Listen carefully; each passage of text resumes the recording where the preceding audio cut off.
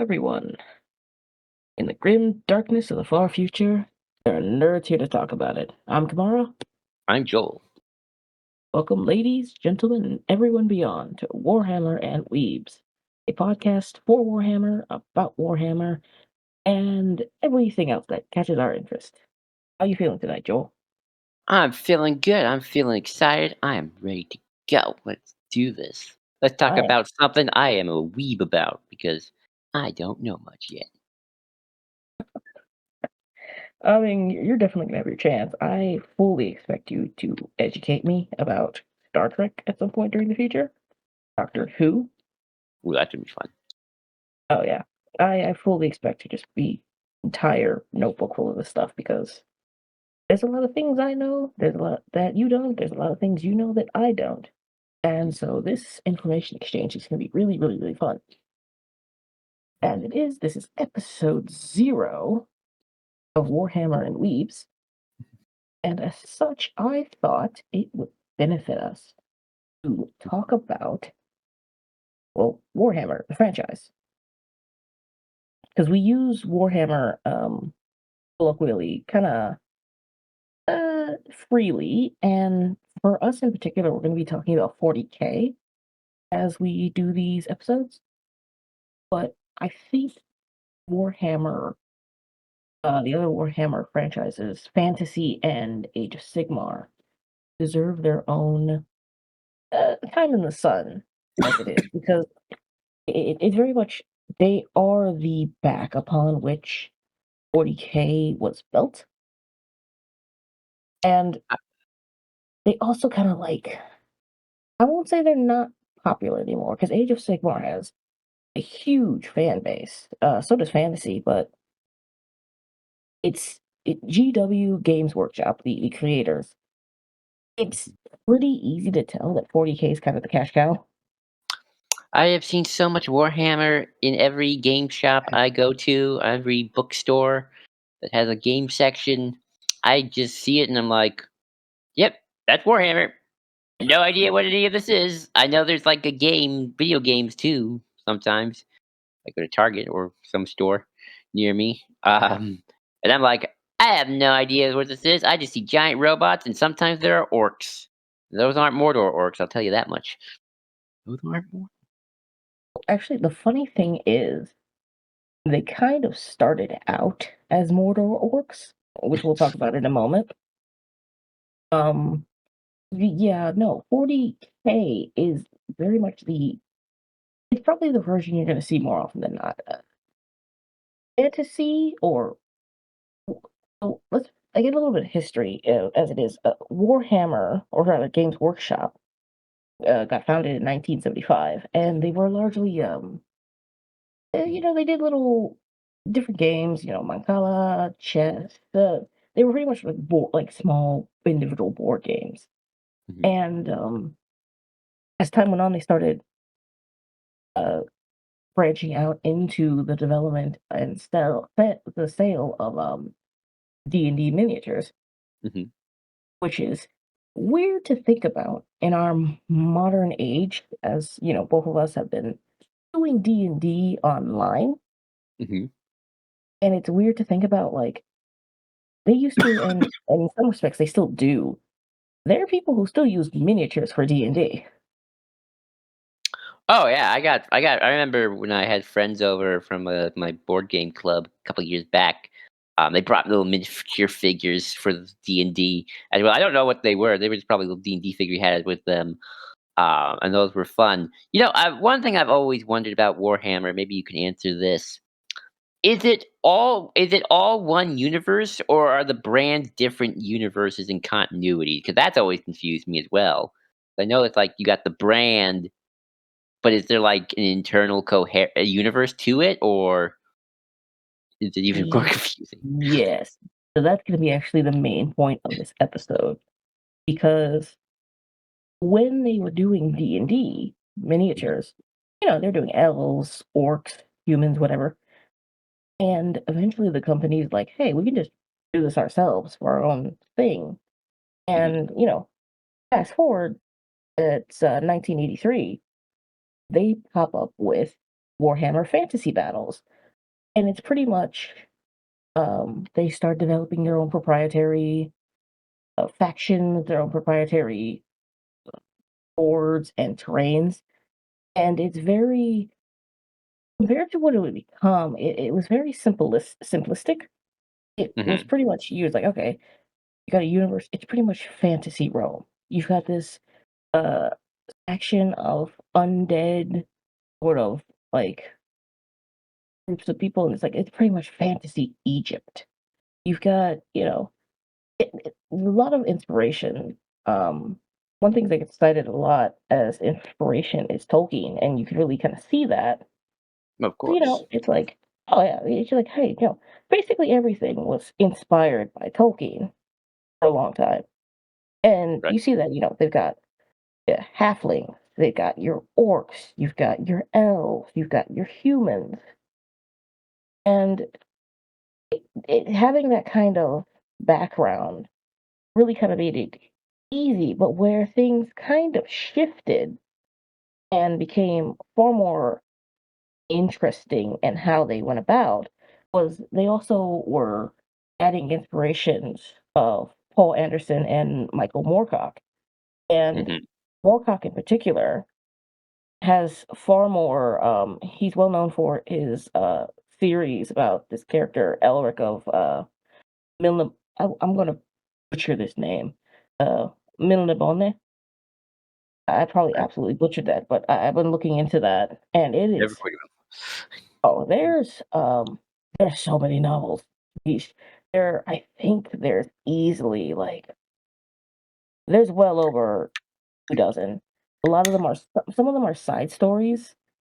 Some of them are actual full-on novels, and it's kind of like, okay, you got this one novel that's connected to this novel, and maybe there's a side little stories here and a novella here.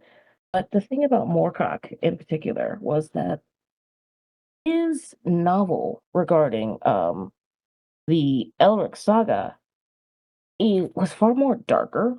It it wasn't quite gothic fantasy, but it had Mhm. that level of high fantasy that also consequences. Like Mhm. you have that kind of in Lord of the Rings. But it's not quite to the same respect because in many ways the good is supposed to triumph in Lord of the Rings. Right. Um, with the exception of Frodo, and even then he kind of gets his reward. He gets to basically go to elf heaven.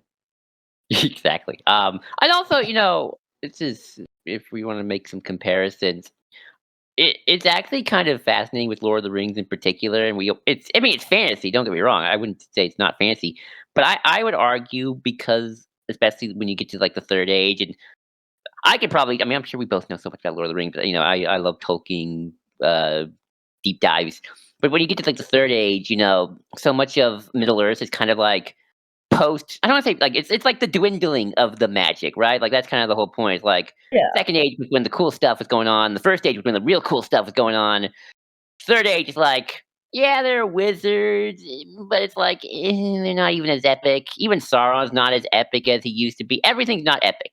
It's like, yeah, the magic's going away, now men are kinda taking over and things are just becoming typical medieval Europe, with, like, a little bit of light because Aragorn's gonna make everything right at the end, but, like, the epic magic is just dwindling and gone and dying, where I get the sense maybe Warhammer's like, the magic's in full bloom and, like, people are doing all sorts of crazy magic stuff.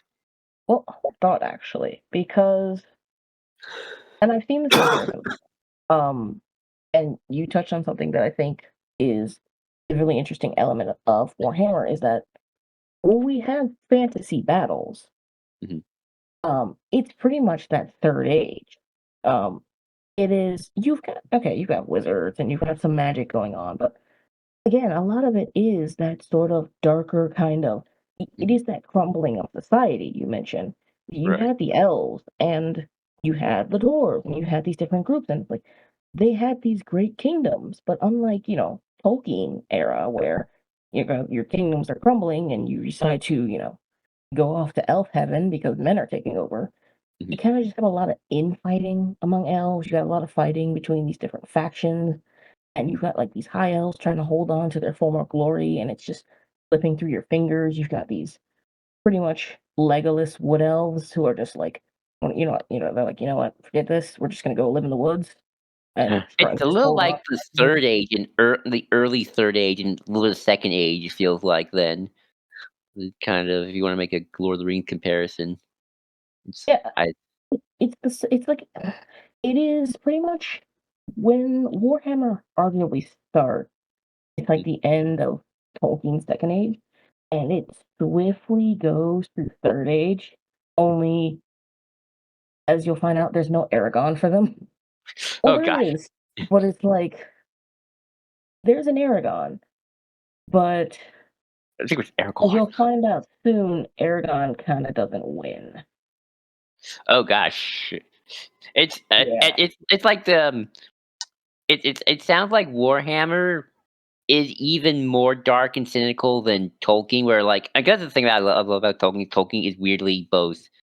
I feel like I don't wanna turn to the Lord of the Rings conversation, but it's the best comparison we have, where it's like Tolkien, he can be a bit of a cynic, and if you know anything about, like, his whole Catholic thing, it's like, that's kind of the whole point. yeah. That's the Catholic in him for him, but it's like, it's cynical, but there's, like, a weird hopefulness to it as well, where it sounds like Warhammer's like, "Oh, no, the there is no good triumph over evil, it's just welcome to hell." At least that's what it sounds like, the way you describe it. It kind of is like that, it when it started, it was kinda like I said, it was when it started, it was almost kinda like that Second Age because the lore isn't necessarily they didn't drop into this like, "Here's an entire lore," like, they're not like Tolkien, like, "Here's an entire language right off the bat, here we go." Right. That a lot of this stuff doesn't come till later, and they're slowly fleshing this out. Mhm. Then, they and a lot of it, they're not necessarily they're coming out with rule books, but a lot of this lore is being fleshed out in different magazines and, um, a couple of novels. They had newsletters they were sending out that were both advertising their game and advertising, like, the buildup of this company because Mhm. they had gone fully independent, Mhm. and also just, like, giving different lore, giving little tidbits about it, and they're really kind of building that up, and eventually, they go in a slightly different direction. They're still building Warhammer Fantasy, and it's still really kind of coming to its own, especially as they start creating, like, novels, and they don't start really creating video games, of course, till later, but they really start laying down novels and the like, but, Mhm. um, where, they have Warhammer Fantasy in '83, and then '87 comes along, and they start coming out with 40K. And originally, it is sort of meant to be this sort of separate, like, they're like, okay, there's some disposable income a little bit at this point. Let's try to experiment with something else. And they're like, okay, we basically just made Warhammer in space. So if I remember correctly, it was originally meant to be called Rogue Trader, but they shifted it, and they were just like, well, you know what? We basically made Warhammer in space. Let's just call it Warhammer in 40K. What And was the planet that the world of Warhammer called before they went to space? well, it's Space, it's like just it's just Terra. So that's the thing. So Warhammer Fantasy is sort of when you play D&D and the environment of D&D never really goes past like steampunk in terms of right. technological advancement and so there's still magic. You might have a campaign where you've got guns or cannons or lasers or whatever, but like you can still have, a warlock in your party that's, putting up numbers. Yeah, They're not right, outclassed by the environment. right. Um, in contrast, that's pretty much what fantasy battles in later Age of Sigmar was. World of 40K was more, this is our world, Earth, and this was the progression of Earth, but also there's stuff in the background. There's Eldritch horror in the background, and Mhm, we are solely unprepared for it. Like we kind of just keep poking the button, and it's not entirely our fault, but mhm. things happen, and it's pretty much the human ability to adapt and survive in Mhm. this unforgiving galaxy, and as a result, we become this kind of just awful, awful. Like, quite literally, it is described as the most brutal regime in human history. Yeah. And just so we're clear, this is this is complete fictional history. This isn't. Is it? It's not our world that becomes weird like World War One and Two. It didn't happen. Oh, it does. Situation. Oh, okay. This So it is is our sort of. world. Oh, so like all the historical figures technically still existed at some point or another. Yeah, Old. Okay. which is also kind of interesting because as we'll discuss 40K down the line, some of the same historical figures might be the same person. So a certain German mustache man might. Have they ever done anything with certain German mustache? Well, not that. It, I wouldn't say that historical figure was the same person, but like I think at one point, like I don't remember if the emperor was implied to be Joan of Arc or Cleopatra or both, and Alexander the Great. Like it's implied that throughout the years, and that's kind of where the weird kind of mishmash of fantasy Hmm. comes into things because you have this world, this galaxy, this universe where humanity did it. It got off of Earth. It literally had hundreds of thousands of colonies spanning the Milky Way. We did it. We had literally like kind of just like build your own colony, drop a computer down, and just let things happen. And we were just like we had, it was almost the closest we could get to a Star Trek universe in this world to an extent. There's obviously still conflict. There's obviously still racism, speciesism, xenophobia, but it's not to the same extent. It's this sci-fi fantasy that abruptly gets hit in the face with this like eldritch fantasy horror. And they Interesting. have to like reconcile that and just like come back and claw their way back from this. And much of 40K is just like, even though you've got these kilometer city size ships, you've got these superhuman soldiers that are capable of just like punching people to bits. You've got these ability to just like blow up worlds. You also have like weird eldritch horror gods in the Immaterium. You've got like people who can summon fire, but also might go mad and let in demons. Wow. It, the way you talk about like planet destroyers, it sounds like this is a place where the Death Stars, or it could be like 20 Death Stars, and it's like, oh, Death Star. It's like we have like 50 of those. We can trash one and just build another one quick. Like Jesus. Quite to that extent, but the funny thing is, we in 40K, a lot of the technology, it's powerful, but like Hmm. it is pale imitations of humanity at its greatest. That makes sense. We had all that. We had a point where we just had, oh yeah, we have Death Stars, we have Sun Eaters, and we lost it because the magic part came in, and we weren't ready for that. So you've got this franchise, this or rather this universe that GW realizes really really quickly is very very popular and Yep. produces a lot of money. And so, because you've got these proprietary models, Hmm. and now it's not just, oh, I have elves and orcs. Now it's, I have a person with power armor. I have tanks that have like, churches on the top, walking titans that like shoot missile. Like obviously, you had an entire subgroup of people who were really really into this. I can And imagine. oh yeah, and as time goes on, GW starts investing more and more into this. Mhm. Fantasy, its lore has been built, it's building, but at the same time, it's kind of falling on the wayside. 'Cause, Right. it's very much like, okay, well, you have fantasy has its own charm, obviously. It's got its own lore. It's got its own very fascinating history and tactics and aesthetics, but it's at the same time, you have fantasy worlds are a dime a dozen. Exactly. So many. I mean, let's face it. How many fantasy worlds honestly stick in the mind? Like I can think of obviously Lord of the Rings, some extent Game of Thrones. You want to include Star Wars, then that's definitely one. That's Yeah. kind of it. And Star Trek is sci-fi. Doctor Who, when we get Doctor Who, that's very it's got a little sci-fi and fantasy depending on the day. That's kind of it. Like those are the kind of the big ones I can always think of that kind of like stand out. Like, oh yeah, Middle Earth.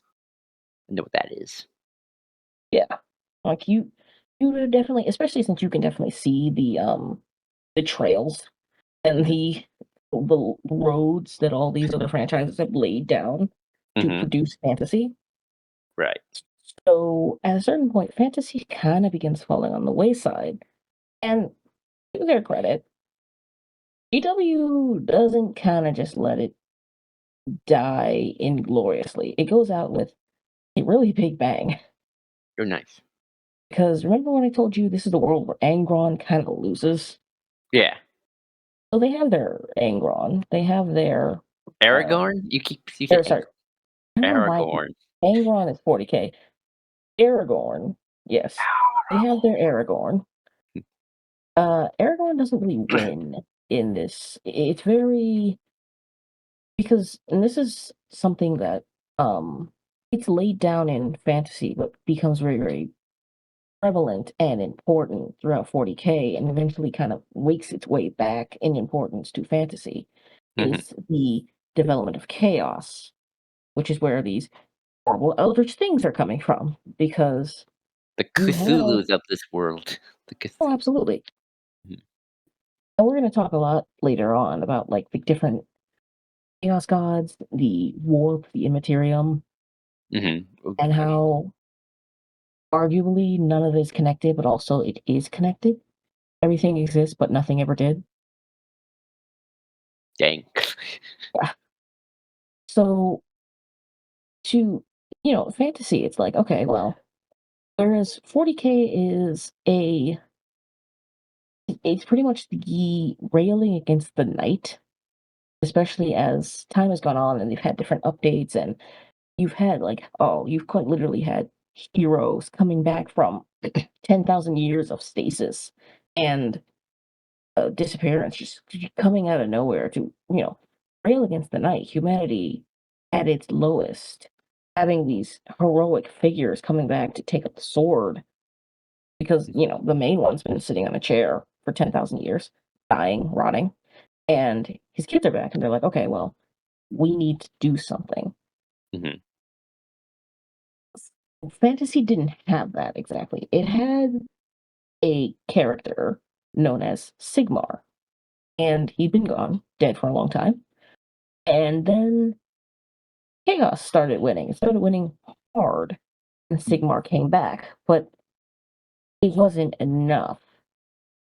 And so you have what's known as the end times, where Chaos pretty much wins, and fantasy effectively dies. Like everything dies. The reality subsumes itself.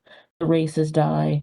All the great, the great big alliances, the massive battlefields. It's all for naught, Wow. except the part where Sigmar manages to survive. Hmm. And this is where we go from Third Age back to First, because shortly after, Age of Sigmar comes out. Warhammer Age of Sigmar. And this is kind of like, all right, you've got this god king of sorts, and he just barely manages to survive the Is destruction of Sigmar the the world. guy in the gold armor that I've seen in fan art, or that's somebody else? That is most likely the Emperor. Okay. Spoiler alert, he's not as nice. Most emperors aren't in fiction. Yeah. Sigmar for I guess if you want to if you look at the two, you have the Emperor is arguably Oh, in I'm love looking with at the Sigmar right now. He looks idea. like Thor. Looks like a Yeah, Thor Sigmar is very Thor-ish. He lived a long time ago, and then his spirit kind of comes back. guy. He's not like the Emperor who's just sort of alive since the beginning of time.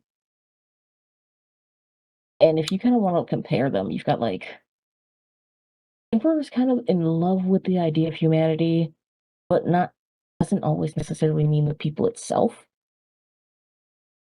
He's very much a ends justify the means kind of guy.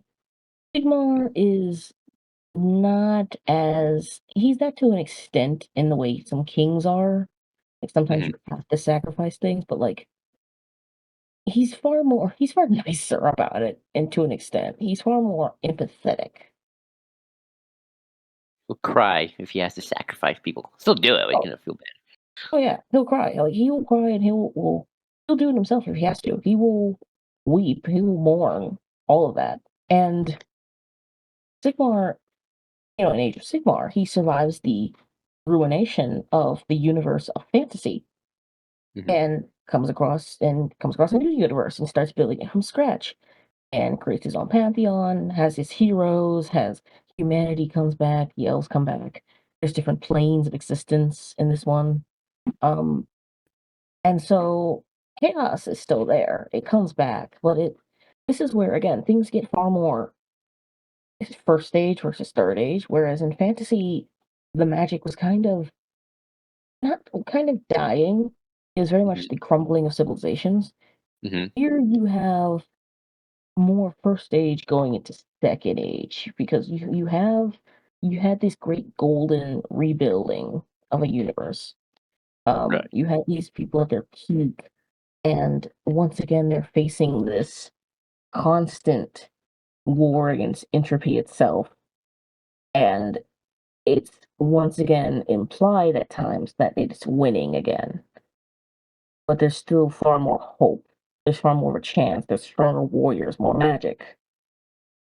So is this when he rebuilds the universe, is this like in a new reality that he found or something? Like, I Kinda. feel like It's kind of very like the end of the two-dimensional. universe, and it's like you get to that event horizon point, and it's like all right, well you went past the horizon. Big Bang. Here's a new one. There's a Okay, weird thing. Age of Sigmar. I'm not as familiar with. I know he finds a dragon, like a sentient space dragon, at some point, and they kind of just build things together. cool. Yeah, Sigmar is even though it's really Age of Sigmar is really fascinating, but I admit I'm not into it as much. Mhm. Um, Not to any fault of its own. I just never got into it quite the same way I did as 40K, but some of the characters are very, very interesting. I know the Stormcast Eternals their figures are great. Um, Nice. but yeah, no, so at that point you have Age of Sigmar, which is where it's at this point, which kind of and they kind of you can kind of go back and play fantasy again, but it's very much okay. Age of Sigmar and fantasy are pretty much the only ones that have a real connection, and then Uh-huh. 40K is kind of off on its own. Right.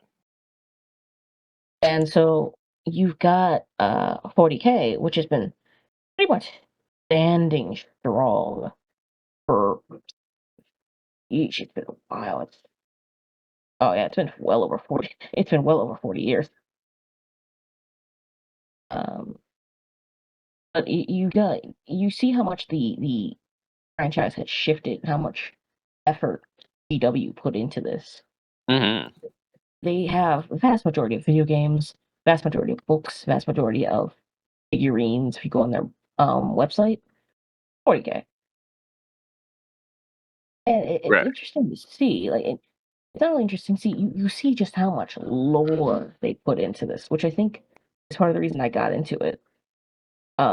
Because just even I think when I started, I was really into orcs.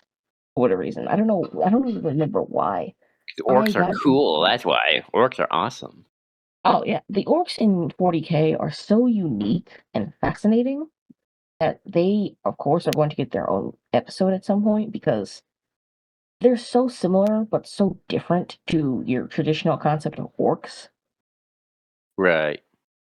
But it's just I like looking into orcs alone is just like days, if not weeks, of research and just like lore drops and books about them. I always thought for, like, half a second when I always saw the Warhammer orcs, back when I didn't know anything, really, I always thought, like, "Is this like some World of Warcraft spin-off thing? Because they look like the World of Warcraft orcs. Down to, like, the jaws and the greens and stuff. 'Cause I know a little bit about the World of Warcraft orcs, um, which I always differentiate from the Tolkien orcs. I would argue that World of Warcraft orcs are arguably smarter, Oh, damn. but at the same time, 40K orcs are far more. They're they're viciously cunning. They have Interesting. in fact, they quite literally have a god, two gods, Gork and Mork. That's and there's the there's Gork who is brutal but cunning, and Mork who's cunning but brutal, and that's just pretty much just them in a nutshell. Gotcha. I mean, I'm curious, like, where these orcs come from, right? Because like, orcs always have different origins depending on the lore and whatnot. Sometimes there are natural orcs. Then you got, like, the Tolkien version of orcs, which are just corrupted elves, depending on what day of the lore we're talking about. They always switch around. So I bet that's really interesting. Fantasy Warhammer. So there are some elements that kind of cut across both universes, which at times seem to suggest that both would be connected, but also aren't. Mhm. They're more reflections of each other. Right. And you have one element that, and we'll talk about it, especially in the Eldar and Necron episodes, if we ever get to that, is the concept of old ones. Pretty much the first beings of the galaxy in both sets of both franchises, Right. and particularly in 40K, orcs were descendants of pretty much they're devolved versions of manufactured bioweapons, Damn. Well, that kind of makes sense, though. and they've just been plaguing the galaxy ever since. That kind of makes sense. I can see that. Orcs are always kind of sadly got the most tragic backstories. Yeah, no, it you'll see. I think it's just really fascinating, just Mhm. how just how much these these franchises are connected, but like differentiate, and just how much they've built upon and grown into their own. Because Age of Sigmar, let's face it, fantasy was pretty much darker Lord of the Rings. Age of Sigmar is arguably a worthy franchise unto itself. It's got its own aesthetics, it's got its own lore, it's got its own languages, it's got its own losses and moments of darkness and hope. It's got its memorable characters. It's got its wonderful figurines, which sheesh, I wish I could get my hand on some of these figurines. They cost an arm and a leg. I can imagine. I'm just looking at some of the pictures right now. Like Yeah, the like building a 40K army, at least a legit. I know some people will build it like you really want to play 40K. You can find a way to play 40K. Because you want the actual figurines, man, it is just there's one in particular, which is features one of my favorite characters, Vulcan, and it is one of the most elaborate figurines I've ever seen, even unpainted, Mhm. and it is a beautiful work of art. Which at some point we will talk about Vulcan, but also if we end up going in order as I pseudo plan, we're not going to talk about him for a while because frankly, if we talk about him first, probably not gonna talk about the other ones as much That's fair. because I absolutely love this guy. That's fair. You know, that's pretty much it. That's pretty much the base notes, the ley lines, the structure upon which we will build. Because and even though again we're talking about mostly 40K, it's worth it to talk about fantasy and Age of Sigmar. They always deserve their time in the sun because without fantasy you would not have 40K. And Age of Sigmar is pretty much one of the best versions of a connective spin-off that has managed to grow. They could have just let it die. Like you talking about Game of Thrones. They could have just moved on to 50 billion projects and just let fantasy sort of have its own little thing, but they were like, okay, you know what? We're not putting as much investment in this. It has a huge fan base, but we want to give them something new. We want to kind of move on. We want to evolve. Right. Let's give it a send off. So yeah, that's pretty much the that's pretty much it for episode 0. It is the kickoff, which we will begin talking about our next episode, which is going to be the official episode 1, that of the history of 40K. And in order to talk about the history of 40K, we kind of have to talk about the broad strokes, which means we have to talk about the main characters, which is the Imperium of Man. Man. It's always man. To be fair to them, Man, they do some terrible things. Don't get me wrong. Like again, brutal regime. But to be fair to them, a lot of what happens to them and a lot of what they become is pretty much a trauma Yep. response. That's fair. I could make a real world analysis, but I'm not going to just yet. Uh, let's just say There's they some had a real world analysis that you can just imagine like the worst of trauma responses spread across a million world. so a million 9/11s is what you're saying. Oh, worse. Oh gosh. It it made the amount of when we talk about it, the age of strife Mhm. makes World War II, World War One, 9/11, almost every terrorist attack you can think of. Um, it makes all of it look like a child's game. This is trauma and horror and damage and destruction and so much utter destruction and just everything falling apart. Wow. Because again, mankind had spread to these stars. They had hundreds, if not thousands, if not hundreds of thousands of colonies pre 40K. They were in Yeah. the golden age of technology, and Wow. then it all fall apart. You're talking trillions upon trillions of people spread across the stars, and it all falls apart, and we just what we have now is just like barely, Wow. barely just an echo of that former glory. It's funny, you know. I'm a Star Wars nerd first and foremost, and one of the big lore things is obviously the Clone Wars, which is all part of Palpatine's plan to just pretty much just beat the galaxy into submission and like, hey, make me emperor and I'll do all horrible thing, but you'll be okay with it because I'm bringing order. And it's like the Clone Wars sound like a fun tea party compared to what you're describing happened to the Oh yeah, universe. like the amount. The funny thing about Palpatine is we've joked about this before. Is that like his empire, what it is, lasted less than 20 years compared to the Sith Mandalorian. Lord? I mean, Star Wars itself made fun of it. There's an episode of Book of Boba Fett with the Mandalorians where the armorer goes. Mandalorians have lasted for thousands and thousands of centuries.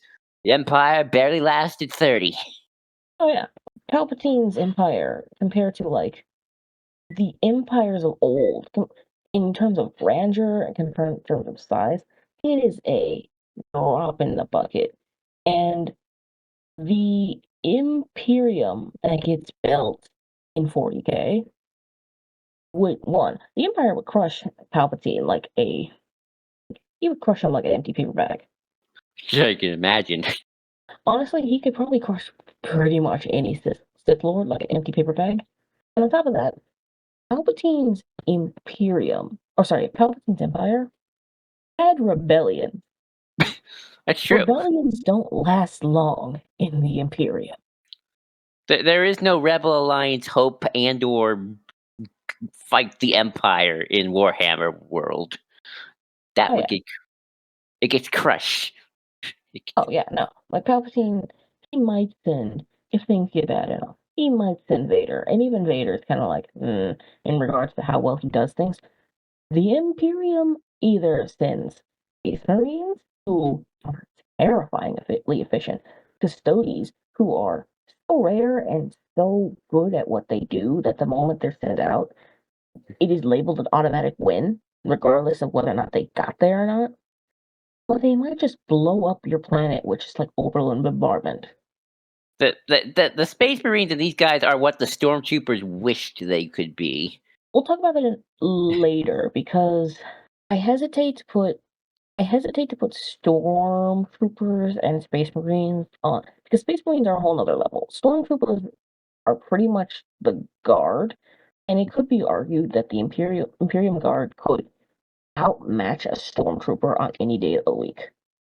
One of the best Damn, guards can just probably tear through a stormtrooper squad. It's kind of embarrassing. damn. Well, we're gonna have some fun. But yeah, this was a good episode 0. Kind of learned about fantasy and its Age of Sigmar. I actually started looking up some of the pictures of who Sigmar was, and like, oh yeah, he's this Thor-looking guy. I thought Thor and like what people want to draw the more dramatic versions of He-Man when he gets a beard. Um, Honestly, he's kind of like God He-Man in some respects. He is. It's pretty much if you took Eternia times like Preternia and Subternia and whatever, and you got these yeah. different. It's kind of that times 10. I mean, I'm looking at some of the fan art. I mean, this might be official art. I can actually can't tell, and it's like it does look like the fan art of sometimes I see of He-Man stuff, where it's like and She-Ra too. That's not our She-Ra, but like just I call it kind of like baseline She-Ra, where it's like baseline Motu, where it's like everyone's epic and there's blood and they charge to battle, and Skeletor looks like a badass. Oh yeah, Age of Sigmar, very much. Part of me really kind of wishes I was into it more because it is that epic high fantasy sort of conflict. You literally see like Sigmar coming down on Chaos Lords and with his hammer glowing gold, uh, entire Yeah, armies of blue and gold, storm lightning wreathed around them, fighting the chaos armies. no, So I'm fun. looking at it now. I mean, yeah, it does. It is looks like high fantasy, like the DC comic versions of Master of the Universe. It pretty much is. I don't know if But the audience knows, but Kimara and I are actually big Motu fans too. We just haven't brought it up today till now. oh, we're gonna probably come up with a we'll find ways to insert He-Man references in there, I mean, especially he. gold and stuff. It's like this is like what decked out He-Man and She-Ra armor looks like. See the fan art. Honestly, it's kind of funny. So a lot of the early fantasy Warhammer stuff kind of is reminiscent of early He-Man at times. I mean, I wouldn't be surprised. Like this is the '70s and '80s, right? Like Yeah. He-Man is Conan, and Conan was big, and kind of it all circles together. Oh yeah, you see all the epic art now. Like some of the early art is it, it's both epic but also kind of funny. At one point, I'll show you some of the 70s, 80s. I'm sorry, the 80s, 90s 40K art because Hmm. it's pretty. Some of it is epic at the time, but at the same time, you're looking at it, man, it's goofy. But yeah, that is where we are starting out. That is gonna be Warhammer and Weebs in a nutshell. Moving on from 40K, different franchises, but slowly fleshing out this universe. And frankly, I can't wait to get started. Me too. I'm now like really. This might be this. I don't know if I'll ever play Warhammer because there's no way I'm buying a bunch of figures and I have no room for it. But it's definitely gonna get me at least interested to actually learn about this stuff a little bit more. Like, oh, now I can finally understand what the heck everyone's talking about. Like, yay! Oh yeah, absolutely. Like the figures are just, ooh boy, the prices. I don't want to take out a mortgage on my house. Oh man, you can never have a guard army. No, no. Actually, before we end, I guess I do have one question which I've always been a little bit confused about. How do you actually play Warhammer? Like, is there like, do you need the figures? Is it just D&D with dice? What is it? What is this? Like, I know so much lore, but like, what are the mechanics of the gameplay here of the classic game? Like, what exactly do you do? So I myself have only really ever observed 40K games. Hmm. Because again, I do not have that money. Oh yeah.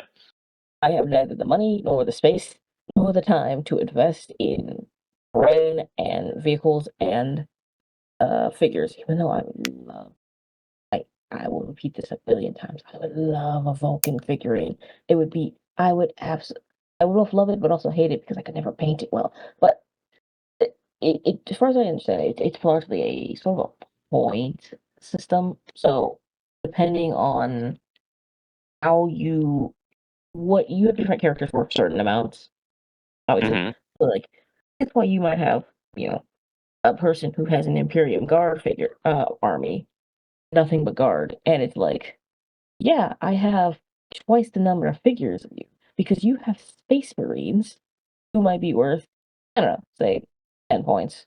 And I have guards who, in lore, will get pasted by these guys unless there's suitable numbers of them and might be only worth 2 points. But if, if everyone on the field is supposed to have, 50 points or whatever, boom, here's the guard. Yeah, yeah, you've got a bigger army. It sounds like a weird mix of chess, but with the chess pieces were based off points and not just take your section. I mean, That's how. it pretty much is. It pretty much is. If you remember, fantasy was it had at one point. I had the image at some point. But it had the large tables, and it was pretty much it was chess, but like 3D chess and with figures. It was very much more battle simulator. It was larger armies, it was more pieces, different collecting pieces, and you built your army, you built your forces, and you had to maneuver them like different character and you still do that to this day. Different characters, different figures have different cards, have different abilities. So yeah, if you have someone that has a flank ability, or you have someone that does some is able to do the certain things, or do different abilities on downtime, or during combat rounds. Yeah, you have to learn to maneuver them effectively. Interesting, interesting. The problem is you can't really do that. We can't do much then in a small house. I feel like you gotta have like a big playing field for this. I mean, I think I'm pretty sure they have an online version too. Um, I know if I remember correctly. I think I'm 95% sure you have an online simulator. There's a few online simulators for Warhammer because again, not everyone's buying these figurines. Okay. But you also have a lot of people like similar to Star Wars. You have a fair amount of people who are into Star Wars or into Star Trek who have never seen the movies. They just got into the games or the books. Right. Or got the fake, or just bought the toys, Yeah, or just. like same thing. Like, I know people who have never played the Halo games, but are into Halo because they read the books. Like they were really into the books. They were Oh, into the I mean, comic books. I can imagine. I can imagine with that especially because like probably easier to get into the books than it is to get into the game. Quite frankly. Oh yeah, Uh, yeah, most definitely you do. Even though Total War, Total War is like an interesting kind of almost substitute for Warhammer. It's not quite the same thing, but it is a very popular. They just came out with a Oh, new I love one. I think oh, I is love it the Total War War? games. So I played Total War back in when I had a computer PC. Had Total War Europe and Total War Napoleon. Yeah, Total War has a Warhammer version. Um, Yeah, I've been meaning to go ahead and play it. They just came out with, I think it's the anniversary edition, but yeah, I have not had found the time to play it yet. But yeah, no, yeah, no, a lot of it is, and obviously at some point, someone, assuming we get people listening to this, someone will probably explain in depth how to do this on the table. I, for one, just look at him like I read a bunch of books, I loved a bunch of books, I played a bunch of video games, and I love reading these different entries. I love looking at this fan art. If you want to play the game, that's fine, but also a lot of the lore isn't really on the tabletop. well, I'm sure what we should do. We could do an episode about just the book side of things. 'Cause I'm kind of curious, like how is that all organized? Like that's my that's a weird thing to ask, but it's like, how is this all organized? Like, is there like a series of books? Like this gives me the broad history. It's like there are trilogies. Are there trilogies of trilogies? Like, Oh I'm yeah, very curious how that kind of all was organized. you absolutely have. They have what is known as the Black Library, which is sort of the in lore IRL slash book publishing company that GW utilizes, Hmm. and they have different authors. So different authors can do different things, and all these authors are generally are very very good authors. They're very good writers. Um, and a lot of times it depends on a lot of that lore. Yeah, obviously you have the rule books and the like. Obviously Right. you have different codexes that get published. Sometimes it's for certain chapters, sometimes it's for certain factions, sometimes it's for the game at large. But a lot of that, the nuances between characters and interactions and just how things get fleshed out, does so via authors, Wow. Cool. including things like the Demonculaba. That sounds like that'll be fun when we get there. Oh, it'll be something. Nice. But, oh, it's been nice talking to you, ladies Awesome. and I'm gentlemen, and excited for everyone in this between. journey. It's been nice talking to you guys. Hopefully, someone might be listening. And hopefully you will stick around as we go on this journey. Warhammer 40K. I'm Kimara. I'm Joel.